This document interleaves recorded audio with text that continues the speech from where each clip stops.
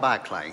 Mr Speaker, it's a privilege to speak in support of the Passports Amendment Bill in its third reading. I'd just like to acknowledge the Honourable Peter Dunn, Minister of Internal Affairs, for your extensive work and efforts on this piece of legislation. I can assure you from the feedback that I've had, and it's been considerable from my electorate, this piece of legislation is going down incredibly well. It's been highly welcomed by a number of quarters of my electorate, Mr Speaker. I'd also like to acknowledge the Government Administration Committee, in particular the Chairperson, the Honourable Ruth Dyson, and the Deputy Chairperson, Sarah Dowie, who, for their joint dynamic leadership and comprehensive scrutiny of this bill.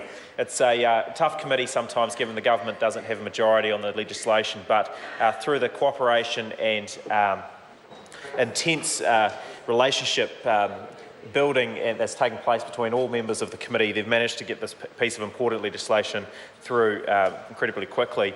Mr Speaker, we are a transparent and collaborative government, and that's why we welcome the extension of the validity period of New Zealand passport from 5 to 10 years, as we know, for citizens aged 16 years and over.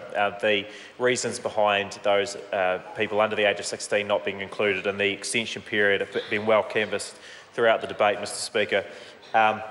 So I won't touch on them again, but as has already been pointed out, we are considerable travellers, with around 77% of New Zealanders owning a passport.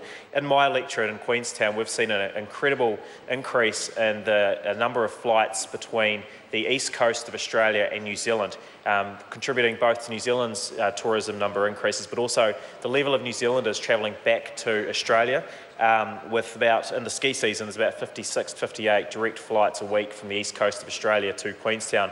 So that's bringing thousands of Australians over to New Zealand, but it's also facilitating thousands more Kiwis from the southern part of the South Island to travel overseas, and in particular to Australia. So this legislation, whether it be for business or personal family leisure travellers, increases the ability for them to do that by reducing the costs quite considerably. So to that end, Mr Speaker, I'm proud to support this bill and I commend it to the House. Thank you.